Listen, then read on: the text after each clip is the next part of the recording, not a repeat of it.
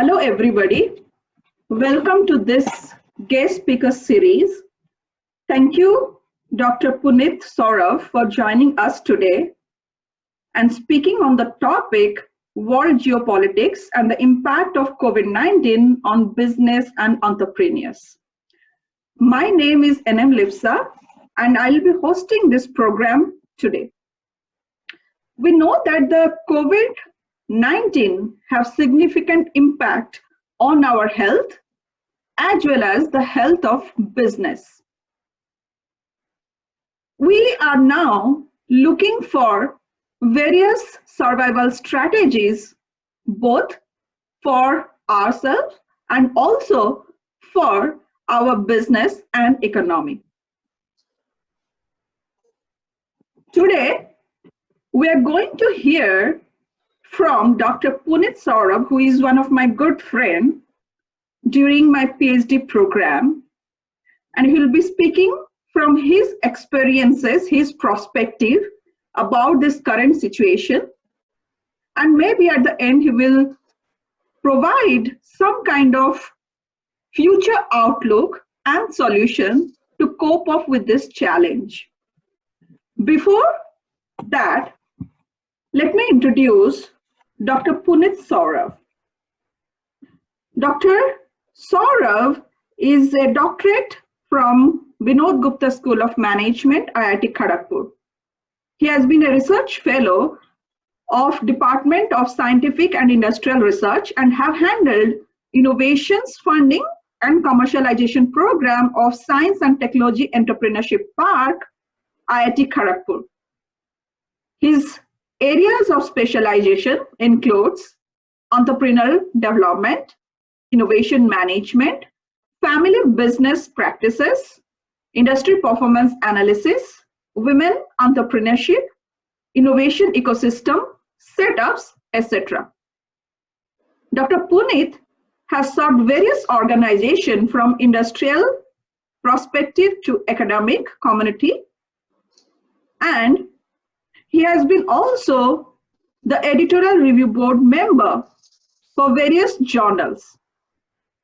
He has published various articles in national and international journals. Dr. Punit Saurabh is presently serving Nirma University with the Institute of Management in the capacity of assistant professor. Before we begin this session, I'll request you to connect with me in different ways. You can subscribe to my YouTube channel, and you can also connect with me via email and my website.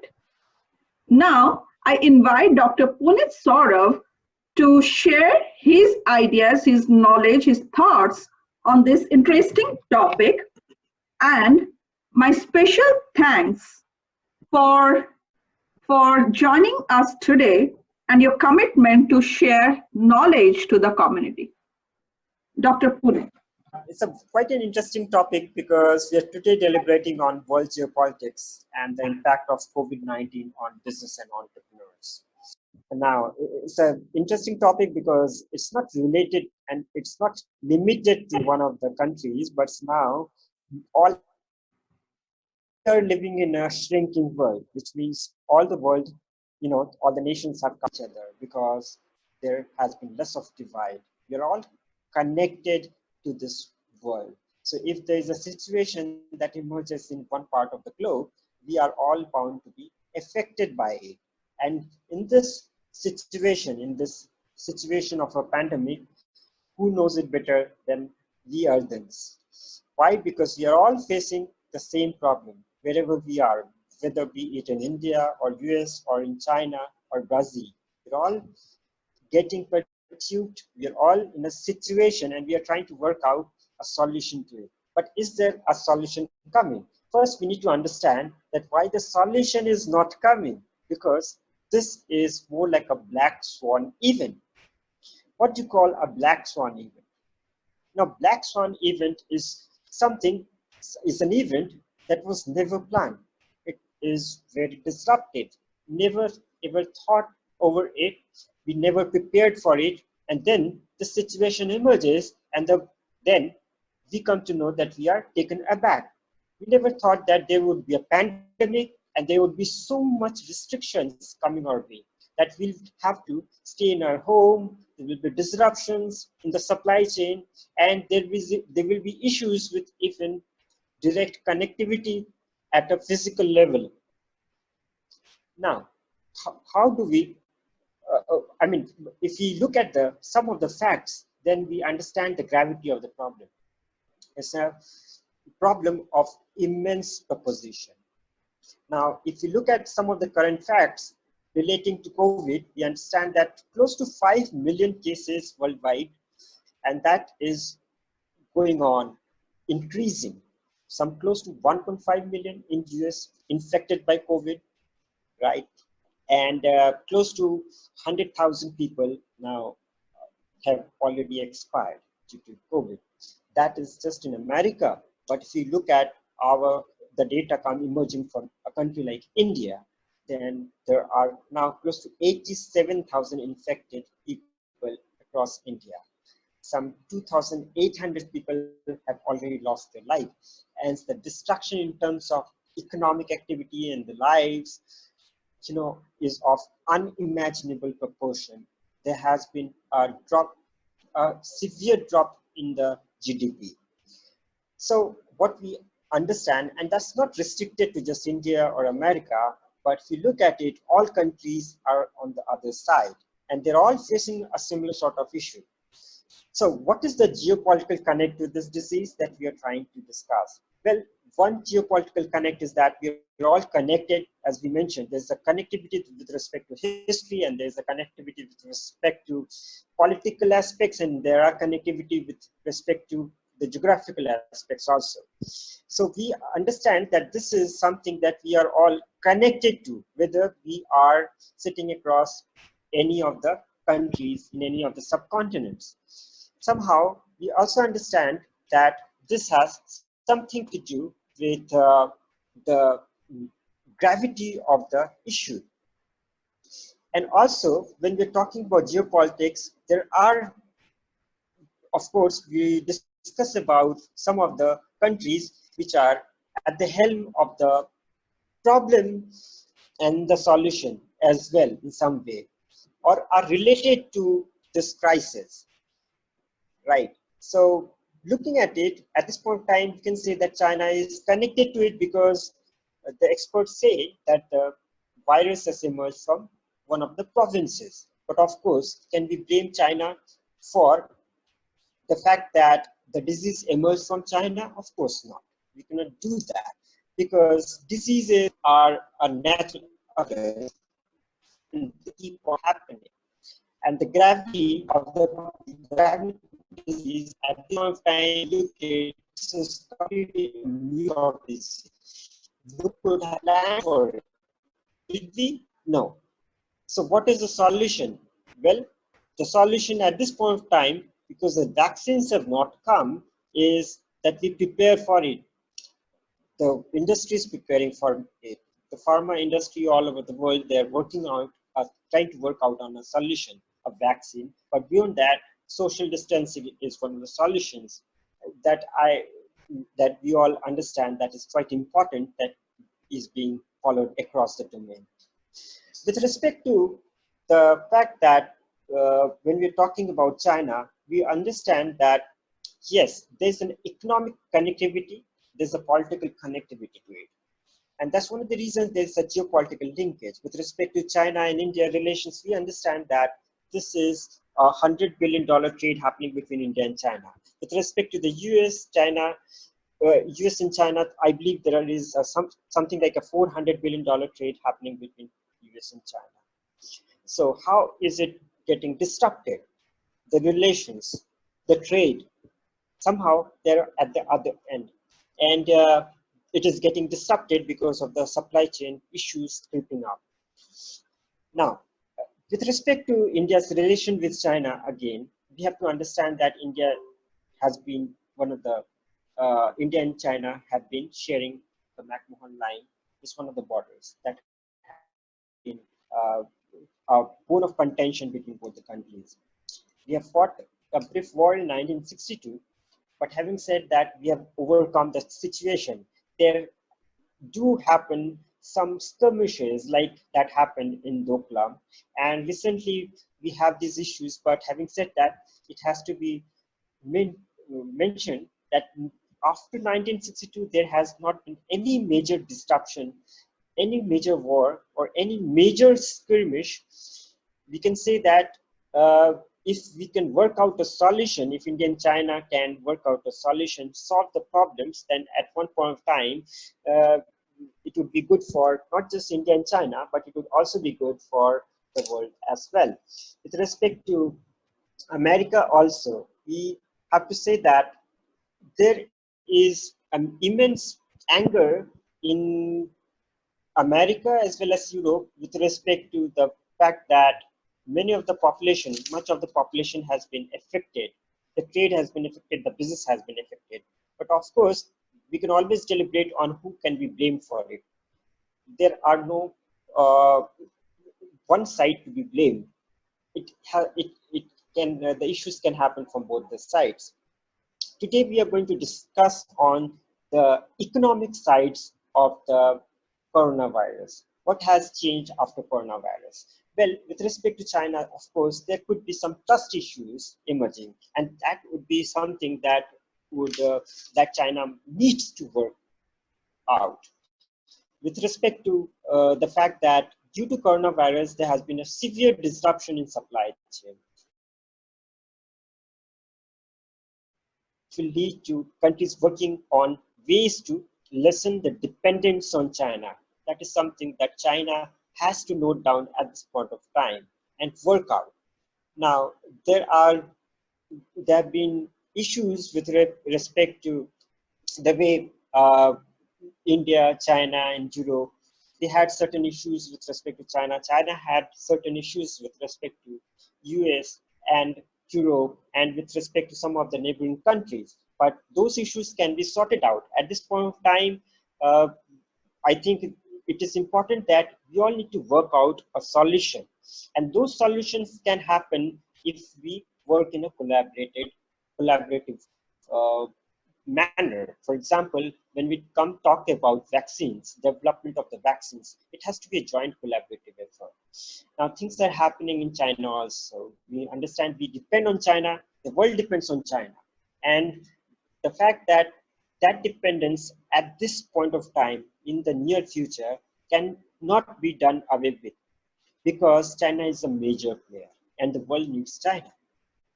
Now, if you look at the impact on business, we understand that there has been a serious impact on business due to the pandemic. If you look at the broad sectors, the textile sector, the auto sector, the airline sectors, for example, the textile sector, we understand that due to the labor shortages, many of the industries, many of the businesses are somewhere there on the losing side. And somehow the MSME sector, the micro, small, and medium scale industries, they're also getting impacted. Now, what is the impact of MSME sector getting impacted?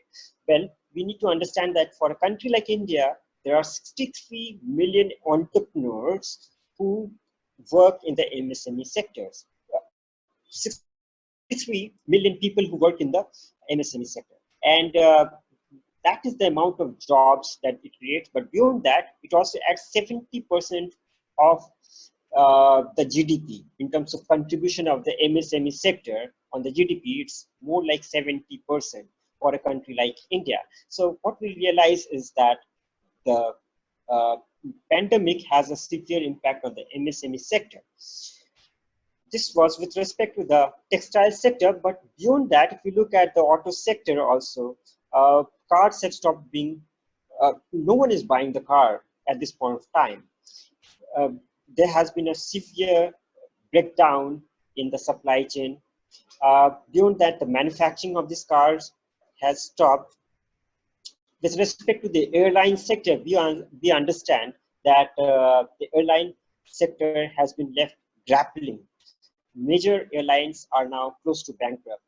Now, tourism and hospitality sector is one sector that is also grappling. there is a major chaos because people do not want to travel at this point of time. The hospitality sector is also on the losing side. That's another important sector because of the supply chain disruption, the shipping industry is also on the losing side. Now, the building and construction sector, with respect to India, if I'm going to talk about, 68% of the population, so 68% of those people who booked a house have failed to pay their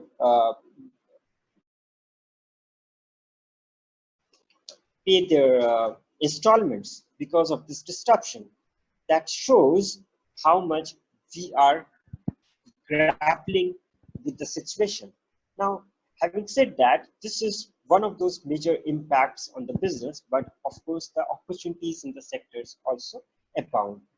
And what are the opportunities for the entrepreneurs? And these are entrepreneurs, I'm not talking about just specific to India, but these are sectors that I would be talking about. And these are across the board, across the countries. If you're looking at the digital and the IoT sector, it's a situation where I think the best thing would be to work out and gain as much as possible, because there's immense opportunity in the digital and IoT sector because of the coronavirus pandemic, because we are now going forward with a digital towards the digital economy. Now, with respect to the edutech, there are some of these companies, for example, talking about Zoom, the application, now it's now worth $57 billion, which is a huge spike in the way Zoom shares have actually spiked. If you're looking at those shares, then we understand that it's actually worth 5 airlines now. Now, the online groceries, they are now spiking. Digital content, there's immense opportunity. And then we are talking about the retail sector and the FMCG sector. There's immense opportunity in those sectors also. One important sector that we have not discussed but is really booming, that's the pharma sector. And we know understand why, because the sanitizers, we understand that's really important. And then the emphasis on the drugs and the curative part, if you're talking about it. And beyond that, if you're talking about the vaccines, the development of the vaccines, huge amount of scope in the development of drugs and huge amount of scope in development of those vaccines. So if you're talking about bigger entrepreneurs, these sectors could be leveraged. They are at the front end. And at this point of time, when we are dealing with this pandemic, these are the sectors to look forward. Now, for entrepreneurs, this is an opportunity to be grabbed also because at this point of time, we never realized that technology could be playing such an important role. But yes, technology is playing an important role. And sooner or later, they're going to assume a much bigger, important role. Now the world is going forward towards automation. Now machine learning and artificial intelligence will be overshadowing everything else, because people would be looking for more quality work and less of issues with respect to production, right? The agents of production. So they would be looking at the outcome part more and less on the agents of production. Now, another important aspect that we all understand is work from home culture. That culture is going to change. So for entrepreneurs, they really need to understand, and they really need to come up with products which are geared towards these sectors, like development of appropriate technology, moving forward towards automation, integrating artificial intelligence and machine learning, and developing of software which will help in ensuring that we are able to work from home. We don't have to go to the offices. Beyond that, if you are talking about some major online platforms like Amazon, we understood that there was something like a physical contact required, but now there will be something called contactless delivery that will be assuming.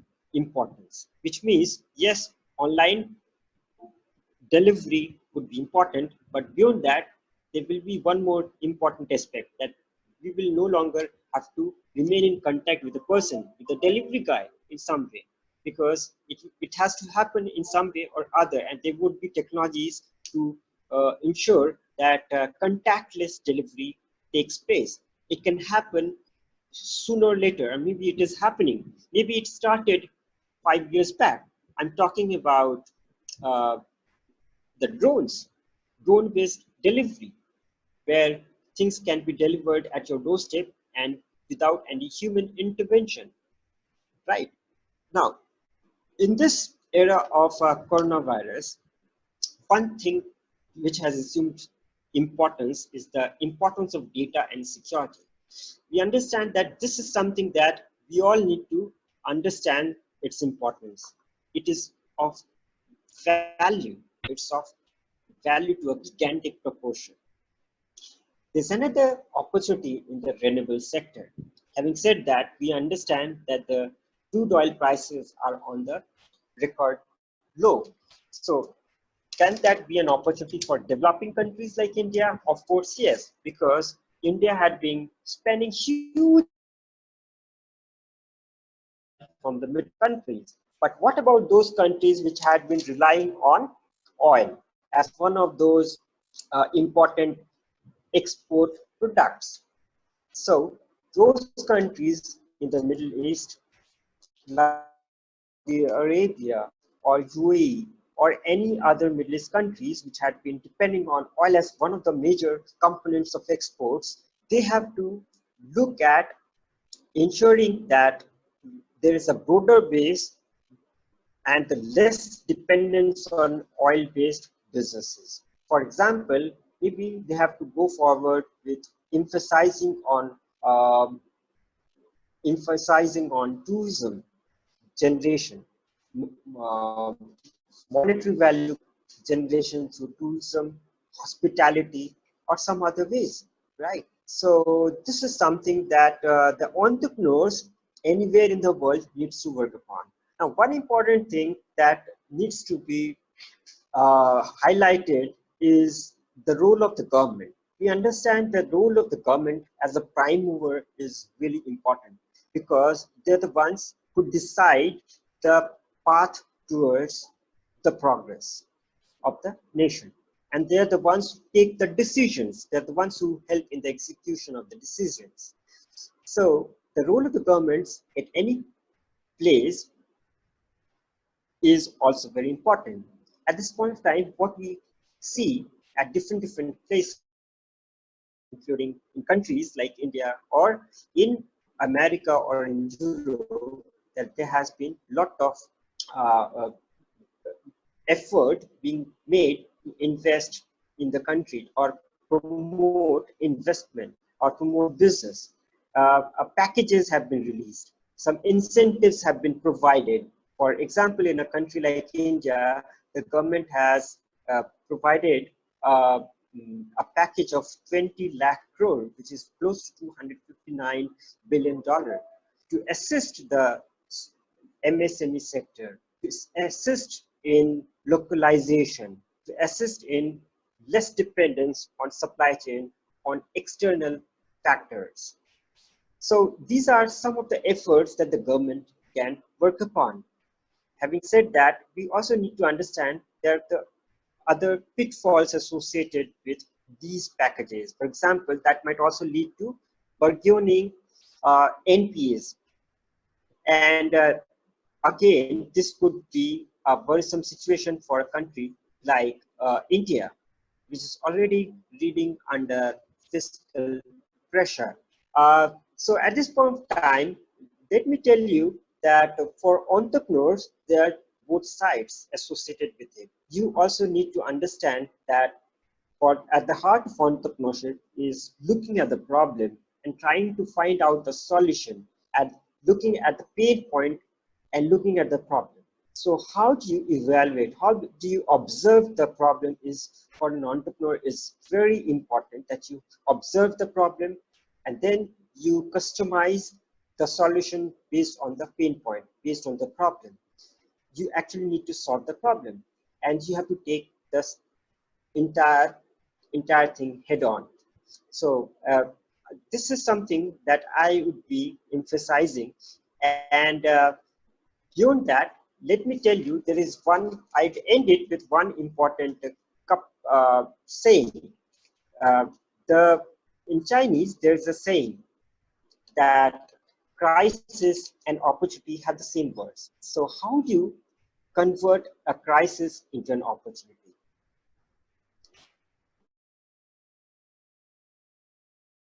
Now, it is upon the entrepreneurs to observe things and take proper steps. Observe the problem and take it and solve it. Take it as an opportunity and solve it accordingly. So this is something that I had to tell today because this is something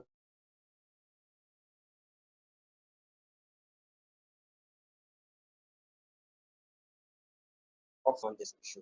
Thank you. I think it was nice interacting and deliberating on this issue. Thank you so much. Thank you, Dr. Punit Saurabh, for sharing such interesting content on this topic. Really, I agree with you that today is the time where we have to work collaboratively, where we have to work together to be the part of solution, to be the part of contributing to this, challenging time. You have focused on various aspects relating to the global issues, relating to the global issues of the supply chain management. You have focused on various aspects relating to the MSME sectors. And yes, like as you mentioned, like the textile, automobile sector, hospitality sector are hugely impacted by this pandemic. And various softwares like Zoom, or we can say, indicate that the role of technology is very, very important at this point of time to continue the work that we are doing today. And finally, like as you mentioned, that the role of government is very, very important and significant in this path of progress, along with the proactive characteristics of entrepreneurs to see or to find out what could be the opportunities, what could be the solutions, rather than just looking at the problems. So that really, really very, very interesting content. Thank you very much. With this, I want to ask a few questions to you, if you can, share your experience on that. What, on your view, we can do to be the part of the solution, how we can help the small businesses during the COVID-19 crisis. Again, if you have any examples that what the small businesses have done as a part of strategy to survive and to be successful during this unprecedented global pandemic. And do you think there could be any other policy responses which can be, implemented, any innovative policies that can be implemented as a part of solution?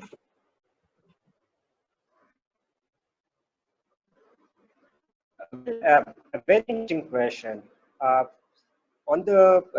It's a very interesting question. What could be our role as a teacher? If I am talking about I am a teacher, and what could be my role to promote business and entrepreneurs, right? So what I can do is possibly provide the mentoring that is required for our students. And there are people also beyond my students who need our support, the local businesses. Can we help them out in some way? Can we reach out to them?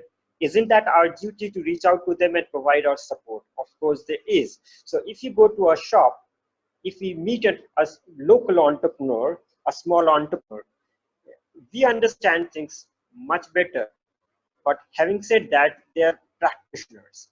So can there be a meeting point? Can we hear them? Maybe not directly, physically, but can we interact with them on phone? Can we provide our suggestions so that they can work upon it? Given the fact that in many cases, these are small entrepreneurs, they're less aware of the situation. So we need to make them aware of the situation and the measure. For example, a vegetable vendor might come and they might not be aware of the coronavirus, the pandemic, the issues, the way we understand. And maybe they're not even aware of social distancing. In cases, they do not have a television in their house. They don't have sufficient advisors in their home or the houses. Can we become their advisors? Of course, this one important aspect. For example, how can businesses change? How can we bring in more innovative thought processes in the way we conduct our businesses, or how we can help the local entrepreneurs? Well, we understand that things are changing and people are becoming more and more innovative. For example, there's one important way in which local businesses are trying to tide over the crisis, the more into home delivery. You're utilizing home delivery as one of the modes, as a methods, because they understand that the demand is there. There has been a severe supply chain disruption, but that can be taken care of.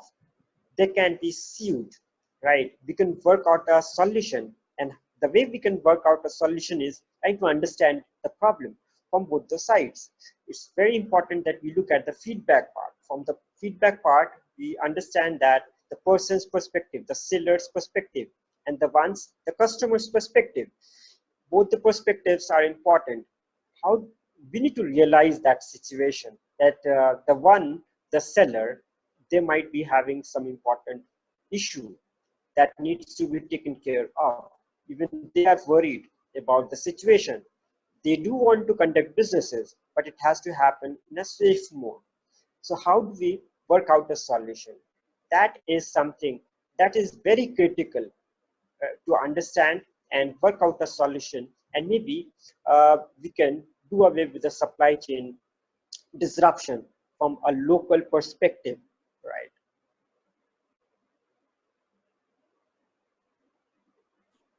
Thank you very much for answering that. And also, I agree with you that we have to create awareness and we have to, listen to both sides. And I really find it very interesting when you told that, can we hear them, right?